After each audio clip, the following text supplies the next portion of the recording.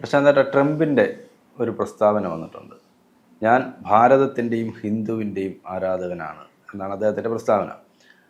ഇപ്പോൾ അവിടെ തെരഞ്ഞെടുപ്പ് നടക്കുകയാണല്ലോ, അതിൻ്റെ തെരഞ്ഞെടുപ്പ് ചൂടിനിടയിലാണ്, പ്രചാരണ ചൂടിനിടയിലാണ് ഡൊണാൾഡ് ട്രംപ് അങ്ങനെ പറഞ്ഞിരിക്കുന്നത്. ഇന്ത്യക്കാരുടെ വോട്ട് കിട്ടാൻ വേണ്ടിയിട്ടാണോ, അതോ മറ്റെന്തെങ്കിലും ഈ ഭാരതത്തോടുള്ള സ്നേഹം കൊണ്ടാണോ? അദ്ദേഹത്തിന് ഭാരതത്തോട് സ്നേഹമുണ്ട്. പിന്നെ ഇലക്ഷൻ നേരിടുന്ന ഒരു സ്ഥാനാർത്ഥി വോട്ടിന് വേണ്ടി, ഇലക്ഷൻ പ്രചരണത്തിന് സംസാരിക്കുമ്പോൾ വോട്ടിന് വേണ്ടി സംസാരിക്കുമല്ലോ. കമല ഹാരിസ് റിപ്പബ്ലിക്കൻ ഡെമോക്രാറ്റ് സ്ഥാനാർത്ഥി, ട്രംപ് റിപ്പബ്ലിക്കൻ സ്ഥാനാർത്ഥിയാണല്ലോ. നേരത്തെ ഇപ്പോഴത്തെ ബൈഡൻ ആയിരുന്നു ഈ ഡെമോക്രാറ്റിൻ്റെ സ്ഥാനാർത്ഥി. അദ്ദേഹത്തിൻ്റെ വിവരക്കേട് കൊണ്ടും പരസ്പരമുള്ള സംവാദത്തിലൊക്കെ ആദ്യമേ തന്നെ പരാജയപ്പെട്ട് അദ്ദേഹം പുറത്തു പോകുന്നത് നമ്മൾ കണ്ടതാണ്. അതെ. ഇപ്പോൾ ട്രംപ് എന്ന് പറയുന്നത് ഇന്ത്യയുടെ ഒരു നല്ല സുഹൃത്ത് തന്നെയാണ്. ഇപ്പോൾ ട്രംപ് പറഞ്ഞില്ലെങ്കിൽ പോലും നമുക്ക് ബോധ്യമായിക്കൊണ്ടിരിക്കുകയാണ്. കാരണം ബൈഡൻ വന്നതിന് ശേഷവും അതിന് മുമ്പും, ട്രംപിൻ്റെ കാലമല്ല ഞാൻ പറയുന്നത്, ഒബാമയുടെ കാലത്തും ഒക്കെ എപ്പോഴും ഇന്ത്യക്ക് നയതന്ത്രവുമായിട്ട് ബന്ധപ്പെട്ട് ഇന്ത്യ അമേരിക്ക നയതന്ത്ര ബന്ധമുണ്ട്. പക്ഷെ അപ്പോഴൊക്കെയും ഇന്ത്യക്ക് ഗുണമാകുന്ന രീതി അല്ലെങ്കിൽ യഥാർത്ഥ സുഹൃത്തായിട്ട് ഇവരാരും വർത്തിച്ചിട്ടില്ല. ഇപ്പം തന്നെ നമുക്ക് മനസ്സിലാവും, കഴിഞ്ഞ തെരഞ്ഞെടുപ്പിനെ അട്ടിമറിക്കുന്നതിന് വേണ്ടി പോലും ബൈഡൻ ശ്രമിച്ചതായിട്ടും ഇപ്പോഴും ഇന്ത്യയിൽ ഉടനീളം പ്രശ്നങ്ങൾ ഉണ്ടാക്കുന്നതിനും അല്ലെങ്കിൽ ഇന്ത്യയുടെ എക്കണോമിക്ക് വളർച്ചയ്ക്കകത്ത് അസ്വസ്ഥനായി പല കലാപങ്ങൾ ഓപ്പറേറ്റ് ചെയ്യുന്നതിനും അമേരിക്കൻ ചാരസംഘടനയ്ക്ക് ഉൾപ്പെടെ പങ്കുണ്ടെന്ന് നമുക്ക് നമ്മുടെ രഹസ്യാന്വേഷണ വിഭാഗമൊക്കെ ബോധ്യപ്പെട്ടിട്ടുള്ളതാണ്. അപ്പം ഇദ്ദേഹം ഇന്നലെ തെരഞ്ഞെടുപ്പുമായിട്ട് ബന്ധപ്പെട്ട് ഒരു തെരഞ്ഞെടുപ്പ് യോഗത്തിലാണ് പറഞ്ഞത്, ഞാൻ ഇന്ത്യയുടെയും ഹിന്ദുവിൻ്റെയും ആരാധനാണ്, ഭാരതത്തിൻ്റെയും ഹിന്ദുവിൻ്റെയും ആരാധനയാണ്. ഹിന്ദു കൂട്ടക്കലയിൽ, നേരത്തെ അദ്ദേഹം പ്രസ്താവന നടത്തിയിട്ട്, ഹിന്ദു കൂട്ടക്കലയിൽ ഞാൻ വാഷിങ്ടണിൽ ഒരു സ്മാരകം ഉണ്ടാക്കും. ഞാൻ പ്രസിഡൻ്റായാൽ ഒരു യഥാർത്ഥ സുഹൃത്ത് ഇന്ത്യക്ക് വൈറ്റ് ഹൗസിൽ ഉണ്ടാവും. അത് ആ വാചകത്തിനകത്ത് ഒത്തിരി പ്രസക്തിയുണ്ട്. കാരണം കമല ഹാരിസ് ഇന്ത്യൻ വംശജയാണെങ്കിൽ പോലും നമുക്ക് അവരിൽ നിന്ന് പ്രതീക്ഷിക്കുന്നതിനപ്പുറം, അല്ലെങ്കിൽ അവരിൽ നിന്ന് ഇന്ത്യക്ക് കിട്ടാവുന്ന നേട്ടങ്ങൾക്കപ്പുറം ട്രംപ് വന്നാൽ നമുക്ക് കിട്ടും. അത് അദ്ദേഹം ഒരു 4 കൊല്ലം പ്രസിഡൻ്റായിരുന്നപ്പോൾ നമുക്ക് മനസ്സിലായിട്ടുള്ളതാണ്. കാരണം പാകിസ്ഥാനുമായിട്ടുള്ള ഒരു അമേരിക്കയുടെ ബന്ധം അത് നമുക്ക് എപ്പോഴും ദോഷമാകുന്ന രീതിയിലായിരുന്നല്ലോ. അവർ സാമ്പത്തികമായാലും അല്ലെ മറ്റ് നയതന്ത്ര ബന്ധങ്ങളെല്ലാം. ആ നയതന്ത്ര ബന്ധങ്ങൾക്കൊക്കെ വളരെ കൃത്യമായ മാറ്റം ട്രംപ് വരുത്തിയിട്ടുണ്ട്. ബോധ്യമായിട്ടുള്ളത് വളരെ പരസ്യമായിട്ട് പ്രസ്താവന നടത്തി, ഇത് ടെററിസ്റ്റ് ഗ്രൂപ്പുകളുടെ കേന്ദ്രമാണ് പാകിസ്ഥാനെ ലോകത്ത് രാജ്യങ്ങൾക്കിടയിൽ പോലും ഒറ്റപ്പെടുത്തി ഇന്ത്യക്ക് അനുകൂലമായിട്ടുള്ള ഒരു നയതന്ത്ര ബന്ധം അന്ന് സ്ഥാപിച്ച ട്രംപ് മാത്രമേ ഉള്ളൂ.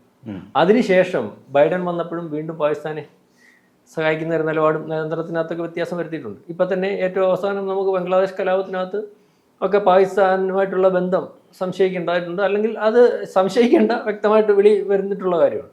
അപ്പം ട്രംപ് ഈ ഇലക്ഷനിൽ, ഇപ്പം അവിടുത്തെ ഇലക്ഷൻ്റെ സർവേ റിപ്പോർട്ടിലൊക്കെ ട്രംപ് വീണ്ടും പ്രസിഡൻ്റ് ആവാനുള്ള സാധ്യത കൂടിയിരിക്കുകയാണ്. അപ്പം ഈ കമല ഹാരിസ് ഇന്ത്യൻ വംശജയാണ്. അവർ ആ ഒരു കെയർ ഓഫിൽ ഇന്ത്യയുടെ വോട്ട് ഒരു നല്ല സുഹൃത്തായിട്ടുള്ള ട്രംപിൽ നിന്ന് ഇന്ത്യൻ വംശജ എന്നുള്ള രീതിയിൽ മാറിപ്പോകണ്ട എന്ന് കണ്ടുകൊണ്ട് ആയിരിക്കും ഇത്തരത്തിലുള്ള പ്രസ്താവന നടത്തിയിരിക്കുന്നത്. പക്ഷേ ആ പ്രസ്താവന ഇലക്ഷൻ സമയത്ത് നടത്തിയെങ്കിലും ആ പ്രസ്താവനയ്ക്കകത്ത് നമ്മൾ ഈ പറഞ്ഞ പോലെ യാഥാർത്ഥ്യങ്ങൾ വളരെ കൂടുതലായിട്ടുണ്ട്.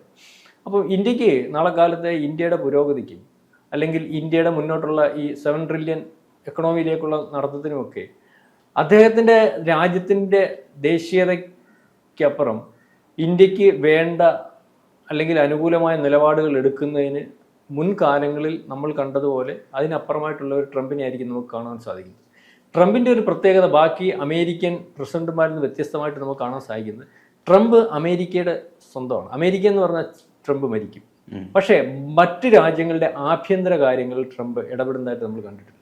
അതായത് ഈ ബൈഡൻ വന്നതിന് ശേഷം നമ്മൾ ഇപ്പം റഷ്യ യുക്രൈൻ യുദ്ധം അല്ലെങ്കിൽ പശ്ചിമേഷ്യ യുദ്ധം, ഈ യുദ്ധങ്ങൾ ഒന്നും പ്രൊമോട്ട് ചെയ്യുന്നതിന് ട്രംപിന് താല്പര്യമില്ല. അതായത് വേറെ ഒരു ആ രാജ്യത്തിൻ്റെ ആഭ്യന്തര വിഷയങ്ങൾ ആവശ്യമില്ലാതെ ഇടപെടുന്ന ഒരു രീതി ട്രംപിനില്ലായിരുന്നു. എന്നാൽ ഈ ടെററിസ്റ്റ് ഗ്രൂപ്പുകളെ വളർത്തുന്ന രാജ്യങ്ങളോട് യാതൊരു കാരണവശാലും ഒരു കോംപ്രമൈസിനും നിൽക്കാത്ത ഒരു നിലപാടുമാണ് ട്രംപ് എടുത്തു പോയിട്ടുള്ളത്. പക്ഷേ മറ്റ് പ്രസിഡന്റുമാരെ നമ്മൾ പരിശോധിക്കുമ്പോൾ, ഉടനീളം പരിശോധിക്കുമ്പോൾ അവർ ഇത് ടെററിസ്റ്റ് ഗ്രൂപ്പിന് എതിരെ പറയുകയും അവർക്ക് വേണ്ട സഹായങ്ങളെല്ലാം ചെയ്തു കൊടുത്ത് അമേരിക്കയ്ക്ക് ബോധ്യമല്ലാത്ത അല്ലെങ്കിൽ താല്പര്യമില്ലാത്ത രാജ്യങ്ങളിലെല്ലാം പ്രശ്നമുണ്ടാക്കുന്ന ഒരു രീതി, അത് ഡീപ് സ്റ്റേറ്റ് ഉണ്ടല്ലോ, ആ ഒരു രീതിയാണ് അവലംബിച്ചു പോകുന്നത്. ട്രംപ് വ്യത്യസ്തനാണ്. ട്രംപ് സാധാരണക്കാരൻ്റെയും അമേരിക്കയുടെയും ഒക്കെ പുരോഗതി, ആ അമേരിക്കയുടെ പുരോഗതിക്ക് അല്ലെങ്കിൽ അമേരിക്കയുടെ താല്പര്യത്തിന്, അത് കുടിയേറ്റത്തിൻ്റെ കാര്യത്തിലായാലും മറ്റ് കാര്യങ്ങൾക്കൊക്കെ ആയാലും നമുക്ക് മനസ്സിലാവും ട്രംപിൻ്റെ നിലപാട് അതിർത്തി കെട്ടുന്ന വിഷയമൊക്കെ അദ്ദേഹം വന്നതിന് ശേഷം വളരെ കൃത്യമായ നിലപാട്. അതായത് ഒരു രാജ്യസ്നേഹിയായിട്ടുള്ള ഒരു പ്രസിഡന്റിനെയാണ് നമുക്ക് കാണാൻ സാധിച്ചത്. അതുകൊണ്ട് തന്നെ അദ്ദേഹം പ്രസിഡന്റ് ആയതിനു ശേഷം നമുക്ക് മനസ്സിലാവുന്നത് അദ്ദേഹത്തിനെതിരെ നിരന്തരം ആക്രമണമാണ്. ലോകത്തുടനീളം ട്രംപ് മോശമാണ്, ട്രംപ് ഏറ്റവും വലിയ പെണ്ണുപിടി. അമേരിക്കയിലെ ഒരു പ്രസിഡന്റ് ഒരു സ്ത്രീയെ കയറി പിടിച്ചെന്ന് പറഞ്ഞാൽ ഇപ്പം തന്നെ ഈ ബൈഡൻ എന്ന് പറയുന്ന കാണിക്കുന്ന വൈകൃതങ്ങൾ ഒന്നും വെളി വരുന്നില്ല. കാരണം അയാൾ പോകുന്ന വഴിക്ക് സ്ത്രീകൾക്ക് നിൽക്കാൻ പറ്റത്തില്ല. സ്ത്രീകളുടെ മോശമായ അല്ലെങ്കിൽ അവയവങ്ങളിലൊക്കെ തട്ടി പിടിച്ച് പരസ്യമായിട്ട് പിടിച്ചു അവിടെ ഒരു വിഷയമല്ലല്ലോ. ഇങ്ങനെ പോകുന്ന ഒരു പ്രശ്നം ഇതൊന്നും ചർച്ചയില്ല. പക്ഷെ ട്രംപിന്റെ കാര്യം വിഷയമല്ലെന്ന് പറഞ്ഞാൽ നമ്മുടെ ഇവിടെ ബിൽ ക്ലിന്റൺ പെട്ടുപോയത്. അതെ, ഞാനീ പറയുന്നത്. അപ്പൊ അതൊന്നും ഒരു ആരോപണമോ ഒരു ചർച്ചയോ ഒരു മാധ്യമത്തെ വിചാരണയോ ഒന്നുമില്ല. പക്ഷെ ട്രംപ് പ്രസിഡന്റ് ആയിരിക്കുന്ന സമയത്ത്, അതിനുശേഷം അദ്ദേഹം തോറ്റ് മാറിയുന്ന സമയത്ത് അദ്ദേഹത്തിനെതിരെ ഉണ്ടാകുന്ന കേസുകൾ, അദ്ദേഹത്തിനെതിരെ ഉണ്ടാകുന്ന ആരോപണം, നിരന്തരം ആക്രമിക്കുന്ന ഒരവസ്ഥ. കഴിഞ്ഞ പ്രാവശ്യം തന്നെ ഇദ്ദേഹത്തെ തോൽപ്പിക്കുന്നതിന് വേണ്ടി ഇസ്ലാമിസ്റ്റ് ഗ്രൂപ്പുകൾ കൃത്യമായിട്ട് ഇടപെട്ടു. അദ്ദേഹം പ്രസിഡന്റായിട്ടിരുന്ന സമയത്തും അവർ ഇടപെടിയിലുണ്ടായിരുന്നു. ആ ഇടപെടിയിലിൻ്റെ ഭാഗമായിട്ടാണ് അദ്ദേഹം തോറ്റത്. അദ്ദേഹം അന്ന് തോറ്റതിന് ശേഷം പറഞ്ഞു എന്നെ കൃത്യമായിട്ട് തോൽപ്പിച്ചു. അദ്ദേഹത്തിൻ്റെ അല്ലെങ്കിൽ ബൈഡന്റെ തെരഞ്ഞെടുപ്പ് വിജയത്തിന് പിറകിൽ പോലും അട്ടിമറി ഉണ്ടോ എന്ന് സംശയിക്കേണ്ട രീതിയിൽ ഇപ്പോഴും നിൽക്കുകയാണ് അമേരിക്കൻ തെരഞ്ഞെടുപ്പായണൊക്കെ പോലും. അപ്പം അത്തരത്തിലുള്ള ഒരു നീക്കം, അതായത് ട്രംപ് പറഞ്ഞത് ഭാരതം ഇസ്ലാമിസ്റ്റ് മതമൗല്യവാദികളെ എന്നും എതിർത്തിരുന്ന രാജ്യമാണ്.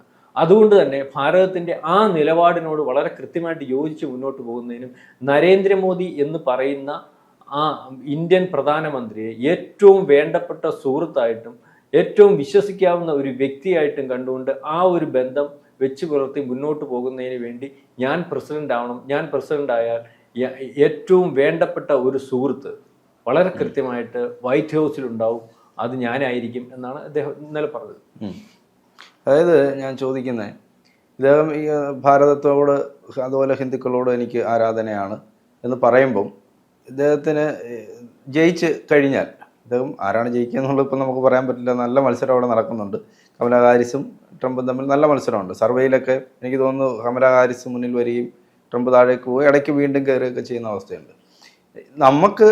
നമ്മൾ രാജ്യം എന്നുള്ള നിലയിൽ ഭാരതത്തിൻ്റെ ചില ആവശ്യങ്ങളും ചില കാര്യങ്ങളൊക്കെ ഉണ്ട്. ഈ വാചകത്തിനപ്പുറം ഇദ്ദേഹത്തിൽ നിന്ന് നമുക്ക് അങ്ങനെയുള്ള ചില കാര്യങ്ങൾ പ്രതീക്ഷിക്കാമോ എന്നുള്ളതാണ്. തീർച്ചയായിട്ടും നമുക്ക് മുൻകാലങ്ങളുടെ അനുഭവം വെച്ച് നമുക്ക് പ്രതീക്ഷിക്കാം. കാരണം അദ്ദേഹം പ്രസിഡന്റ് ആയതിനു ശേഷം ഇവർ തമ്മിൽ ഒരു കൂടിക്കാഴ്ച, അല്ലെങ്കിൽ അവിടെ ഈ പ്രധാനമന്ത്രി ആയതിനു ശേഷം ഇദ്ദേഹം അവിടെ പോവുകയും ഒരു കൂടിക്കാഴ്ച അദ്ദേഹത്തിന് ജോൺ ഓർമ്മ ഉണ്ടാകത്തില്ല, ലോകം ചർച്ച ചെയ്ത ഒരു കൂടിക്കാഴ്ചയായിരുന്നു. കാരണം അമേരിക്കയിൽ ചെന്നിട്ട് അമേരിക്കൻ പ്രസിഡന്റിനെ കൈക്ക് പിടിച്ചിട്ട് ഇന്ത്യക്കാരെ പരിചയപ്പെടുത്തുന്ന രീതിയിലുള്ള ഒരു വലിയൊരു ഷോ എന്ന് വെച്ചാൽ എല്ലാവരും ചർച്ച ചെയ്യുന്നത്. അതായത് ഈ അമേരിക്കൻ മുൻകാലങ്ങളിലുള്ള പ്രസിഡന്റുമാരെ നിന്ന് വ്യത്യസ്തമായി ഇന്ത്യക്ക് കൂടുതൽ സ്വീകാര്യത അമേരിക്കയിൽ ഉണ്ടാക്കി കൊടുക്കുന്നതിന് ട്രംപ് എന്ന് ശ്രമിച്ചിട്ടുണ്ട്. അതുപോലെ അമേരിക്ക ഇന്ത്യയുടെ താല്പര്യത്തിനനുസരിച്ച് ഈ 4 കൊല്ലവും ട്രംപ് ഇരുന്ന സമയത്ത് ലോകത്തുടനീളം ഇന്ത്യക്ക് വേണ്ടി കൃത്യമായി വാദിച്ചിട്ടുള്ള ഒരു അമേരിക്കൻ പ്രസിഡന്റാണ് ട്രംപ്. ട്രംപ് മറ്റു രാജ്യങ്ങൾക്കും അല്ലെങ്കിൽ പലർക്കും വഴങ്ങിക്കൊടുക്കാത്തപ്പോഴും നമ്മളുടെ താല്പര്യങ്ങൾ എന്താണെന്ന് കണ്ട് അതിന് മറിച്ചൊരു പ്രസ്താവന പോലും അല്ലെങ്കിൽ ഒരു ഇതുപോലും ഇറക്കാതെ ആ കാര്യങ്ങൾ അല്ലെങ്കിൽ നമ്മുടെ നയതന്ത്ര വിഷയങ്ങൾ നമ്മൾ ആഗ്രഹിക്കുന്ന രീതിയിൽ അമേരിക്കയുമായിട്ട് തരപ്പെടുത്തി തന്നിട്ടുള്ള ഒരു പ്രസിഡന്റാണ് ട്രംപ്. അതുകൊണ്ട് തന്നെയാണ് ട്രംപ് വരുന്നതിനകത്ത് ഇന്ത്യക്ക് താല്പര്യമുണ്ട്. ട്രംപ് വന്നു കഴിഞ്ഞാൽ ഈ റഷ്യയുമായിട്ടുള്ള പ്രശ്നത്തിനകത്ത് ഈ ഇതുണ്ടാവും, കോംപ്രമൈസ് ഉണ്ടാവും. അല്ലെങ്കിൽ ഇപ്പം നടക്കുന്ന യുദ്ധങ്ങൾക്കെല്ലാം ഇസ്രായേലിൻ്റെ കാര്യത്തിൽ പുള്ളി വേറെ നിലപാടെടുത്തിട്ടുണ്ട്. ഇസ്രായേൽ വിശാലമാക്കണം, അല്ലെങ്കിൽ ഇസ്രായേൽ വലുതാവേണ്ടതുണ്ട്. അതായത് ഇസ്രായേലിന്റെ ഒരു താല്പര്യം ഉണ്ടല്ലോ, ഇസ്രായേൽ എന്നുള്ളത്, ആ ഒരു താല്പര്യത്തിന് അനുകൂലമായിട്ടാണ് ട്രംപ് നിൽക്കുന്നത്. അത്രയും പ്രത്യക്ഷമായിട്ട് ബൈഡൻ നിൽക്കുന്നില്ല. ബൈഡൻ അതിനകത്ത് വേറെ ചില താല്പര്യങ്ങളുണ്ട്. ശരിക്കും പറഞ്ഞാൽ ബൈഡനും ട്രംപും തമ്മിലുള്ള വ്യത്യാസം എന്ന് പറഞ്ഞാൽ ദേശസ്നേഹിയാണ് ട്രംപ്. ബൈഡൻ എന്ന് പറഞ്ഞാൽ നമ്മൾ പറയാതെ മാർഗമില്ല, ഇസ്ലാമിസ്റ്റ് ഗ്രൂപ്പുകളുടെ അല്ലെങ്കിൽ അവരുടെ താല്പര്യങ്ങൾ ഒരു പരിധി വരെ, അല്ലെങ്കിൽ അവരുടെ താല്പര്യങ്ങൾ സംരക്ഷിച്ചു പോകാൻ ട്രംപിനെക്കാട്ടി നല്ലത് ബൈഡൻ ആണെന്ന് വിചാരിക്കുന്ന ഒരു പ്രസിഡന്റ് തന്നെയാണ്. അപ്പം അദ്ദേഹം മാറിയിട്ട് കമല ഹാരിസ് വരുമ്പോഴും ഈ ഒരു വിചാരം, ഈ ട്രംപിനെതിരെയുള്ള ഒരു നീക്കത്തിന്റെ ഗ്രൂപ്പ് കമല ഹാരിസിന് അനുകൂലമായിട്ടുണ്ട്. അത് പൂർണ്ണമായിട്ടും അവിടുത്തെ കുടിയേറ്റത്തെ സംബന്ധിച്ചുള്ള കുടിയേറ്റ വിഷയം അറിയാമല്ലോ. കുടിയേറ്റത്തിന് അത് ട്രംപ് എടുത്ത നിലപാടിന് വ്യത്യസ്തമായിട്ടുള്ള നിലപാടായിരുന്നു ഒബാമ എടുത്തതും ഇപ്പോൾ ബൈഡൻ എടുക്കുന്നു. അതുകൊണ്ട് തന്നെയാണ് ഇസ്രായേൽ വിഷയം വന്നപ്പോൾ അവിടുത്തെ യൂണിവേഴ്സിറ്റികൾ മൊത്തം, അമേരിക്കയിൽ യൂണിവേഴ്സിറ്റികൾ മൊത്തം അമേരിക്കൻ വിദ്യാർത്ഥികളും അല്ലെങ്കിൽ വെളിയിൽ നിന്നുള്ള വിദ്യാർത്ഥികൾ പോലും അമേരിക്കയ്ക്കെതിരെ മുദ്രാവാക്യം അല്ല, ഇസ്രായേലിനെതിരെ മുദ്രാവാക്യം പിടിക്കുന്നതും അമേരിക്കയ്ക്കെതിരെ മുദ്രാവാക്യം പിടിക്കുന്ന ഒരു നീക്കത്തിലേക്ക് പോയത്. ട്രംപ് കഴിഞ്ഞ ഒരു പ്രസ്താവന, ഇതുപോലെ തെരഞ്ഞെടുപ്പ് പ്രസ്താവന പറഞ്ഞത് ഇത്തരത്തിലുള്ള ആളുകളെ അമേരിക്കക്കാരായാലും വിദേശത്തു നിന്ന് വന്ന് ഇവിടെ പഠിക്കുന്ന വിദ്യാർത്ഥികളായാലും ഇവിടെ വെച്ച് പൊറുപ്പിക്കില്ല ഞാൻ പ്രസിഡന്റ് ആയാൽ. ആ യൂണിവേഴ്സിറ്റി പോലും കാണത്തില്ല. ഇത്തരത്തിലുള്ള നിലപാടുകൾ ആ രാജ്യത്തിൻ്റെ താല്പര്യത്തിനനുസരിച്ച്, ആ രാജ്യത്തിൻ്റെ സുരക്ഷയ്ക്കനുസരിച്ച്, ആ രാജ്യത്തിൻ്റെ ദേശസ്നേഹത്തിനനുസരിച്ച് കൃത്യമായ നിലപാടെടുത്ത് പോകുന്ന ഒരു ആളായിരുന്നു ട്രംപ് മുൻകാലങ്ങളിലെ പ്രസിഡന്റുമാരെ അപേക്ഷിച്ച് നോക്കുമ്പോൾ. അതുകൊണ്ട് തന്നെയാണ് അദ്ദേഹത്തിന് അതിനകത്തു നിന്നും രാജ്യത്തിന് വെളിയിൽ നിന്നും ഇത്രയും ഒച്ചപ്പാടുകളും അല്ലെങ്കിൽ പ്രതിസന്ധികളും പ്രശ്നങ്ങളും വരാൻ കാരണമെന്ന് നമുക്ക് മനസ്സിലാവും. അപ്പം ഇപ്പം ട്രംപ് വീണ്ടും മത്സരിക്കുകയാണ്. അദ്ദേഹം അധികാരത്തിൽ വന്നു കഴിഞ്ഞാൽ വളരെ കൃത്യമായിട്ടുള്ള, ഇതുവരെ ഉണ്ടായിരുന്ന വ്യത്യസ്തമായി ഊഷ്മളമായിട്ടുള്ള ഒരു ബന്ധം ഇന്ത്യയും അമേരിക്കയും തമ്മിൽ ഉണ്ടാവും. അതിന് യാതൊരു തർക്കവുമില്ല. അതിന് ജോൺ ചോദിച്ചതുപോലെ ഒരു തർക്കത്തിൻ്റെ കാര്യമില്ല. നമ്മൾ മുൻകാലത്തിൽ ട്രംപിൻ്റെ നമ്മളോടുള്ള സമീപനവും നമ്മൾക്ക് അങ്ങോട്ടുള്ള സമീപനവും രീതികളും വ്യാപാര കരാറുകളും ആണവ കരാറുകളും നയതന്ത്ര ബന്ധങ്ങളും ഒക്കെ പരിശോധിച്ചാൽ അത് മനസ്സിലാവും. അപ്പോൾ ട്രംപ് വരുന്നതാണ് എപ്പോഴും ഇന്ത്യക്ക്, അമേരിക്കൻ പ്രസിഡന്റ് ട്രംപ് വരുന്നതാണ് മറ്റുള്ള ആര് വരുന്നതിനെക്കാട്ടിൽ നല്ലത് എന്നാണ് നമുക്ക് ബോധ്യപ്പെടുന്നത്.